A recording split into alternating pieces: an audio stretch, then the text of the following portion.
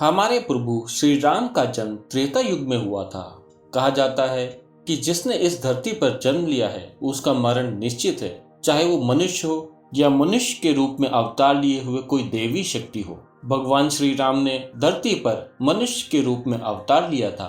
कई पौराणिक कथाओं में राम जी की मृत्यु या वैकुंठ धाम जाने का अलग अलग वर्णन है। भगवान राम की मृत्यु के बारे में कुछ कथाएं इस प्रकार हैं। कहा जाता है कि जब सीता माता को अपने पवित्र होने की प्रामाणिकता सिद्ध करने के लिए कहा गया तो उन्होंने परीक्षा देके अपने पवित्र होने का प्रमाण दिया। लेकिन इसके पश्चात सीता जी जब अयोध्या वापस लौटी तब उन्होंने अपने दोनों पुत्रों लव और कुश को भगवान श्री राम को सौंप दिया और उसके बाद उन्होंने अपनी माँ धरती का आह्वान किया और कहा, हे धरती माँ, मुझे अपने अंदर समा लीजिए। माता सीता के इतना कहते ही धरती फट गई और माता सीता देखते ही देखते उसके अंदर समा गई। सीता माता के इस तरह चले जाने के कारण भगवान राम व्यथित हो उठे और उन्होंने सरयू नदी के तट पर जल समाधि ग्रहण कर ली। राम जी की मृत्यु के विषय में एक और पौराणिक कथा भी मिलती है, जिसके अनुसार एक बार हनुमान जी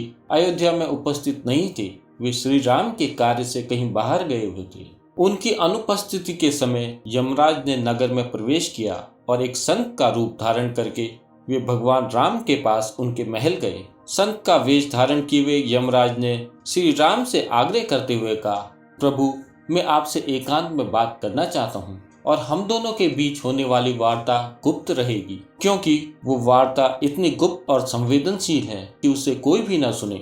और यमराज ने भगवान राम के सामने यह शर्त रखी, यदि हमारे वार्तालाप करते समय अगर हमारे बीच कोई आया तो द्वारपाल को मृत्युदंड दिया जाएगा। भगवान राम ने वचन दे दिया, लेकिन उस समय हनुमान जी वहां उपस्थित नहीं थे, जिसके कारण लक्ष्मण जी द्वारपाल बनकर खड़े हो गए।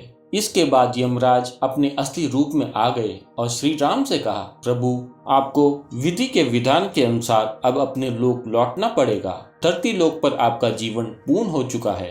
अभी उनकी वार्तालाप चल ही रही थी, तभी अचानक ऋषि दुर्वासा अयोध्या में पधारे और राम जी से तत्काल मिलना चाहते थे और लक्ष्मण जी से द्वार के भीतर जाने का हठ करने लगे। लक्ष्मण जी ने उनको मना कर दिया और कहा, अभी कोई भी भीतर नहीं जा सकता। इतना सुनते ही ऋषि दुर्वासा बहुत क्रोधित हो गए और उन्होंने लक्ष्मण जी से कहा कि अगर वो उनको अंदर जाने से रोकेंगे तो वो श्री राम को श्राप दे देंगे। लक्ष्मण जी ऋषि दुर्वासा के क्रोध को भली भांति जानते थे, लेकिन वे अब दुविधा में आ गए थे। अगर वे आज्ञा का उल्लंघन करके ऋषि को अंदर जाने देते हैं तो उन्हें मृत्युदंड मिलेगा, और अगर वे दुर्वासा ऋषि को अंदर जाने नहीं देते तो ऐसे में प्रभु राम को श्राप मिलेगा। लक्ष्मण जी ने प्रभु राम को ऋषि के श्राप से बचाने के लिए अपने प्राणों की चिंता न करते हुए ऋषि दुर्वासा को अंदर जाने की अनुमति दे दी। उनके अंदर प्रवेश करते ही वार्तालाप भंग हो गई। वचन के अनुसार श्री राम को द्वारपाल को मृत्युदंड देना था।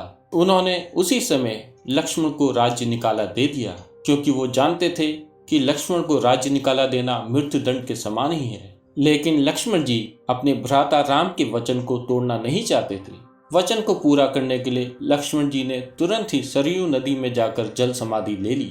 लक्ष्मण जी के सरयू नदी में जल समाधि लेने के कारण भगवान राम अत्यंत दुखी हुए। इसके बाद भगवान श्री राम ने अपना राज्य अपने भाइयों और अपने पुत्रों को सौंपकर सरयू नदी में जाकर जल समाधि ले ली। कहा जाता है कि जिस समय भगवान राम ने सरयू नदी में जल समाधि ली थी तो उस समय हनुमान, जामवंत, सुग्रीव, भरत, शत्रुघ्न आदि सभी लोग वहां उपस्थित थे। श्री राम रघुवंश के थे और उनके बाद लव और कुश ने इस वंश को आगे बढ़ाया।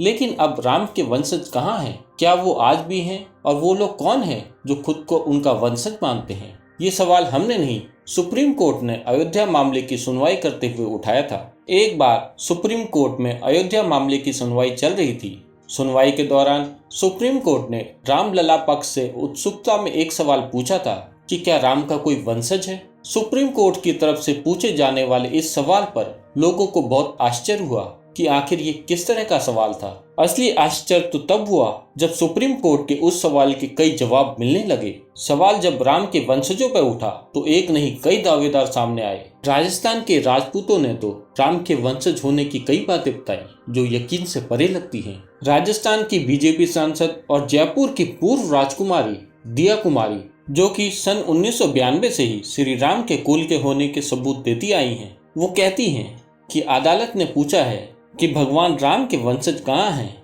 दुनिया भर में भगवान श्री राम के वंशज हैं, इसमें मैं और मेरा परिवार भी शामिल है। हम लोग भगवान श्री राम के पुत्र कुश के वंशज हैं। उन्होंने कहा कि वो भगवान राम की 310वीं पीढ़ी हैं।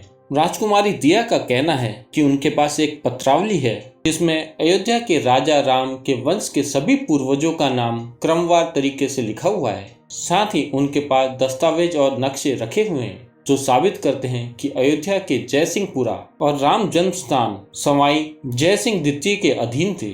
भगवान राम के वंशज असल में कौन है, ये कहना तो बहुत मुश्किल है। इसके कई दावेदार हैं और उनकी बातों में दम भी है कि वो रघुवंशी हैं, लेकिन उनके पास कोई प्रमाण नहीं है। अगर साक्ष्य की बात करें तो राजकुमारी दिया कुमारी के पास ही राम के वंशज होने के प्रमाण मिलते हैं।